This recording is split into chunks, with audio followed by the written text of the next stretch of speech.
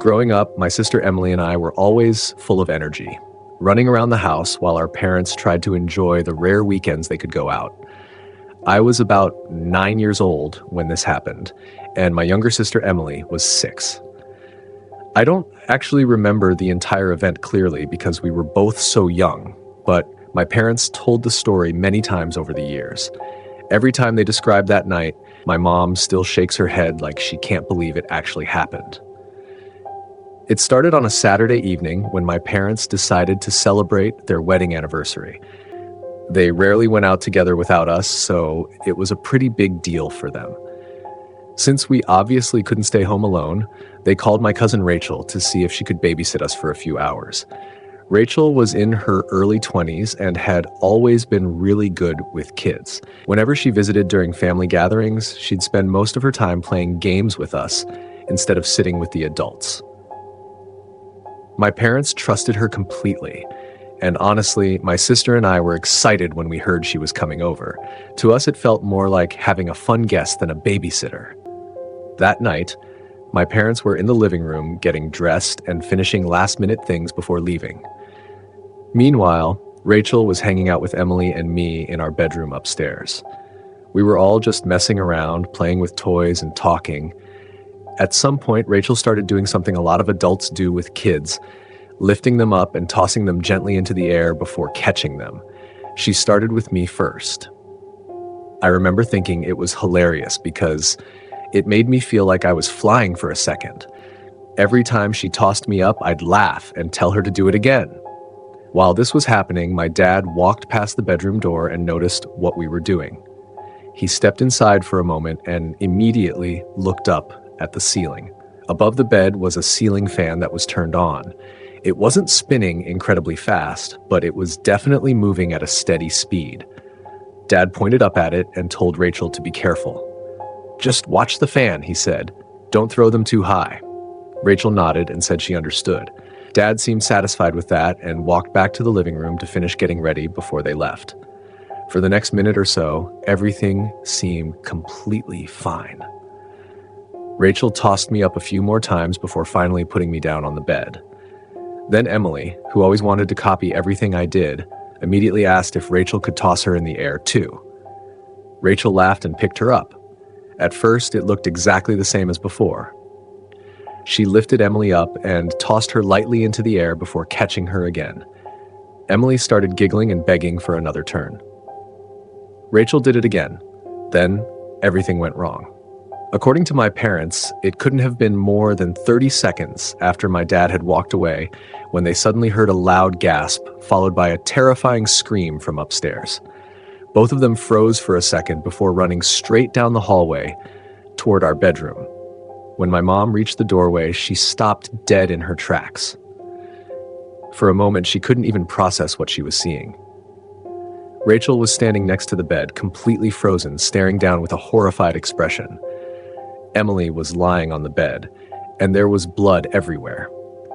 My mom said it looked like someone had splattered it across the wallpaper behind the bed and all over the sheets. What had happened was exactly what my dad had been worried about. Rachel had accidentally thrown Emily too high. Instead of falling safely back into her arms, Emily had struck one of the spinning blades of the ceiling fan. It wasn't one of those lightweight plastic fans either. The blades were solid metal, heavy and sturdy.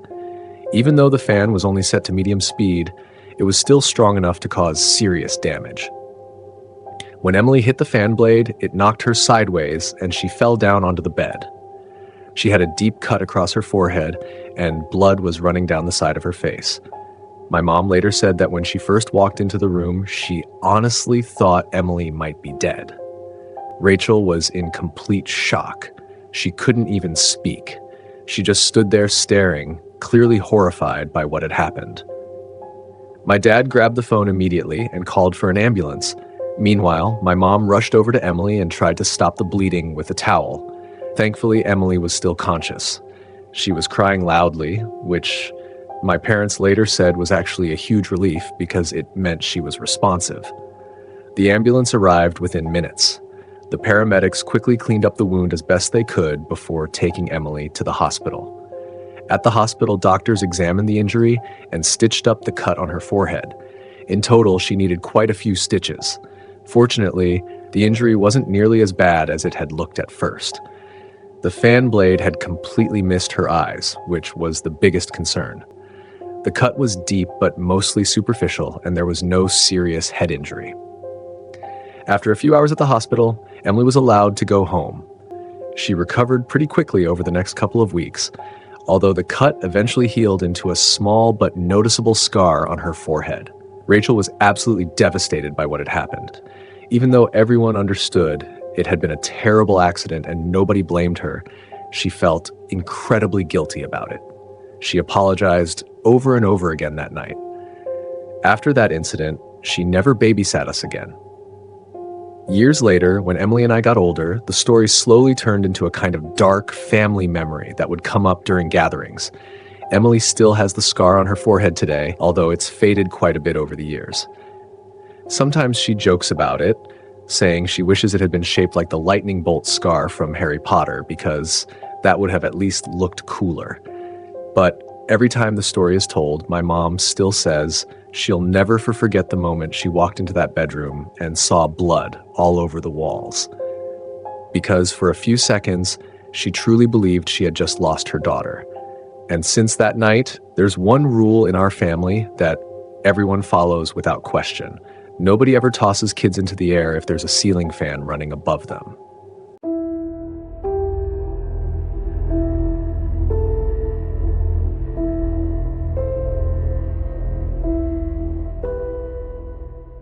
I was 21 when this happened, in the fall of 2017.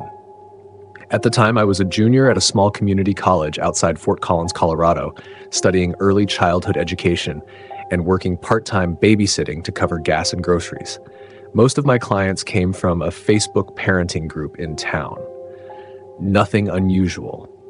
Date nights, occasional weekends, sometimes a late evening if someone worked night shift. The job with the Madsons was supposed to be easy money. They had a 5-year-old boy named Owen. His mom, Claire, was a nurse at the regional hospital, and his dad drove long-haul trucks.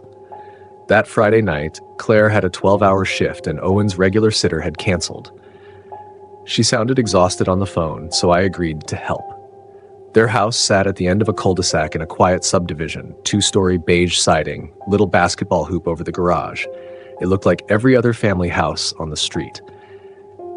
Claire walked me through the routine while tying her hair back for work. Owen usually falls asleep by 9, she said. Bathroom, 2 books, nightlight. If he wakes up, just check on him. He gets a little anxious when I'm gone. Owen seemed normal enough. Skinny kid, messy brown hair, dinosaur t-shirt. He talked nonstop about kindergarten and a plastic triceratops he carried everywhere. The evening started exactly like every other babysitting job I'd ever done. We microwaved chicken nuggets. He insisted on showing me a cartoon he liked. After dinner, we built a crooked Lego tower on the living room floor. By 8:30, he was rubbing his eyes. Bedtime was simple. Bathroom, pajamas, 2 picture books about trucks. I tucked him in, turned on his small star-shaped nightlight, and pulled his door almost closed. Night, Owen. Night. Kids that age usually stall bedtime, but he didn't. Within minutes, the house was quiet. I went downstairs and stretched out on the couch with my laptop, half watching TV while working on homework. The house had that normal nighttime feeling, heater humming, refrigerator clicking on and off. Around 10, I heard the first thud. It came from upstairs. Not loud, more like someone dropping something soft on the floor. I assumed Owen had rolled out of bed. I walked upstairs and pushed his door open. He was asleep, sprawled sideways across the mattress. His dinosaur toy had fallen onto the floor beside the bed. I picked it up, set it on his dresser, and tucked the blanket back around him. Kids move in their sleep. Nothing weird about that. Back downstairs, I poured a glass of water and checked the clock. 10:15. The second noise happened maybe 15 minutes later. This time it wasn't a thud. It was the sound of quick footsteps running across the hallway above me.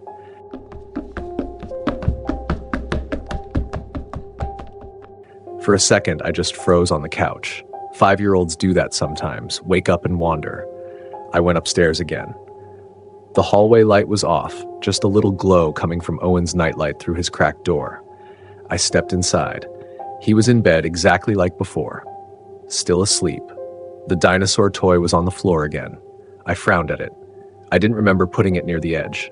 I picked it up and placed it back on the dresser. That should have been the end of it, but something felt off in a way I couldn't explain. Maybe just the quiet.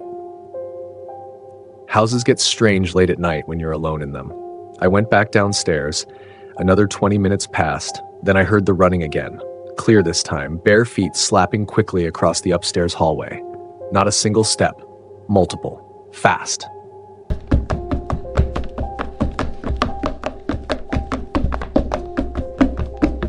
I stood up immediately. "Owen?" I called. No answer. I climbed the stairs, each step creaking a little under my weight. Halfway up, I noticed something that made my stomach tighten. Owen's bedroom door was open now, wide open. I was certain I'd left it almost closed. I walked to the doorway. He was gone. The bed was empty. For a second, I thought maybe he'd gone to the bathroom. The bathroom door across the hall was open, though. Lights off. "Owen?" I called again. Still nothing. I checked the bathroom anyway. Empty. The hallway felt colder than the rest of the house. Then I heard movement from inside his bedroom, a dull shifting sound.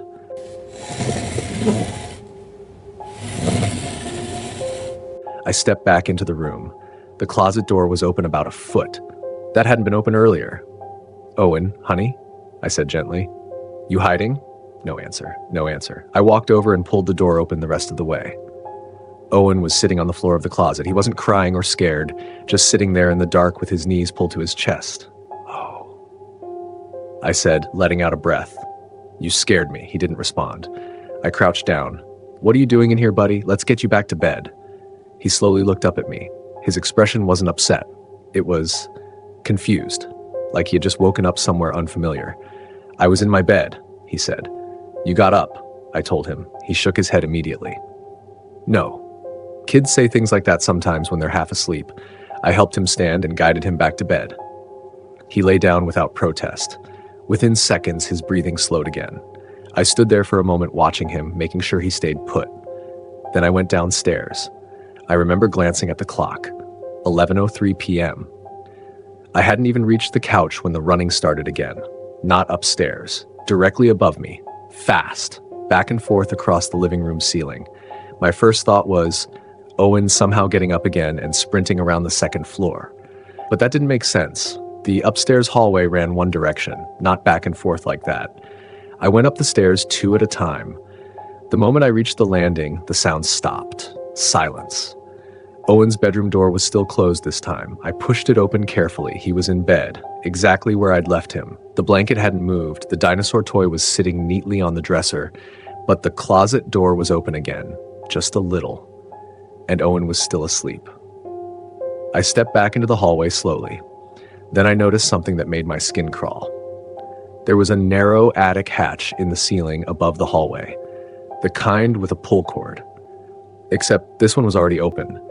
The ladder was hanging down, and the wood steps were still swaying slightly, like someone had just climbed up.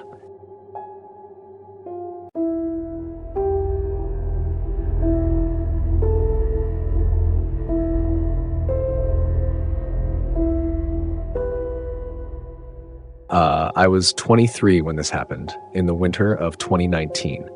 At the time, I had just moved to Boise, Idaho, after finishing community college, and I was working part-time at a daycare while picking up babysitting jobs in the evenings.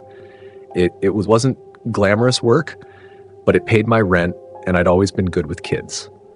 Most babysitting jobs are predictable. You show up, the parents rush through instructions, the kid eats dinner, you put them to bed, and then you spend the rest of the night watching TV in someone else's living room. The job with the Parkers was supposed to be exactly like that.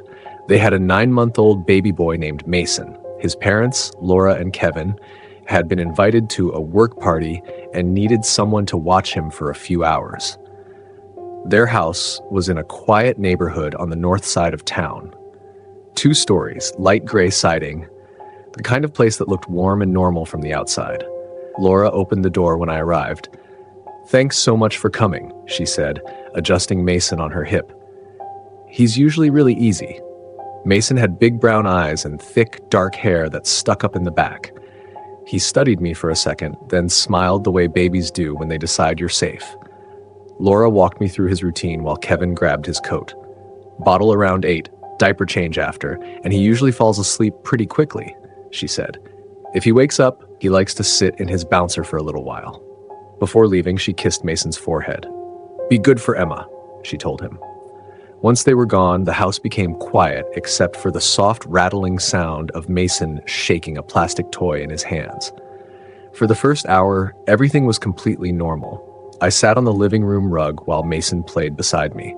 Babies that age mostly just grab things and drop them repeatedly, so I spent most of the time handing toys back to him. Around 7:30, I noticed something small but strange. Mason stopped playing.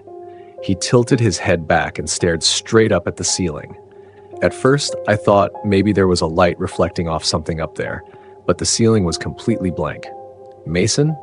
I said, waving a toy in front of him. He didn't look at me. Instead, he started smiling. Not the quick little baby grin he'd been doing earlier. This was different, a wide, delighted smile like he was looking at someone he recognized. Then he made a soft babbling sound. I looked up again. Still nothing on the ceiling. Babies stare at random things all the time, so I didn't think too much about it. After a minute, he went back to playing with his toys. At 8 o'clock, I warmed his bottle and fed him on the couch. He finished it quickly and seemed sleepy, rubbing his eyes the way babies do when they're ready for bed. I carried him upstairs to his room.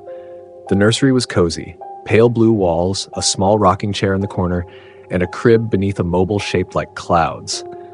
I laid him in the crib and turned on the small nightlight beside it. For a moment, he just stared up at the ceiling again. Then he laughed. A sudden little giggle. I froze halfway to the door. Mason? I said softly. He kicked his legs excitedly and reached his arms upward like he wanted to be picked up by someone above him. The ceiling fan was off. The mobile wasn't moving. There was absolutely nothing there. Okay, I muttered to myself. Babies are weird. I turned off the overhead light and went downstairs. For about 30 minutes, everything stayed quiet. Then I heard something through the baby monitor. Soft laughing. Not crying. Laughing. I looked at the screen expecting to see Mason awake. He was still lying in his crib, staring upward again. But this time he wasn't just smiling. He was moving his hands in the air like he was playing with someone. Opening and closing his fingers, reaching out, pulling his arms back, like a game. I leaned closer to the monitor. Mason? I said under my breath, even though he couldn't hear me. He let out another happy squeal. Then he made a babbling sound again. And then something that sounded almost like a word. Hi. I sat there staring at the screen. 9-month-old babies don't really say words yet, at least not clearly. Mason kept reaching upward, grabbing at the empty space above him like someone was dangling a toy. After a few minutes, I decided to go check on him. I climbed the stairs quietly and opened the nursery door. The room was dim except for the nightlight. Mason immediately stopped moving. He looked at me, then he looked back up at the ceiling and smiled again. I walked over to the crib. Who are you playing with? I asked, half joking. He giggled and lifted both arms upward. I followed his gaze. There was nothing above the crib but the plain white ceiling. Then Mason waved, a slow little baby wave, toward the empty space above him.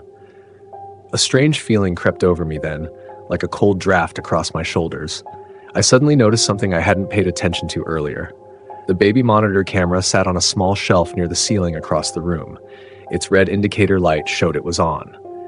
Without really thinking, I walked over and picked up the monitor receiver from the dresser. The screen showed the same view of the crib, except for one difference. On the monitor, the mobile above Mason's crib was gently spinning. But in the room itself, the mobile was perfectly still, not moving at all. I slowly looked back down at Mason. He was still watching the empty space above him, still smiling. Then he reached both hands up again, like someone had just leaned over the crib, and he giggled right at the air above his face.